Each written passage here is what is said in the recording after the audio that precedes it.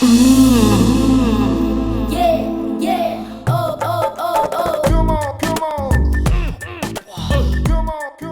ఇంత కసక్కులా ఉంది. ఓ పిల్లమన్నారు కదా. అప్పటి నుంచి ఏదో మర్చిపోయాను అనుకున్నా. ఇదే ఏంటండి? చేసుకుందాం. ఇప్పుడే కదండి అయ్యింది. ఇప్పుడే అయిపోయిందా? సరే సరే, పడుకో పడుకో పడుకో. ఏంటో పరిస్థితి టచ్ లాగా. వద్దులే.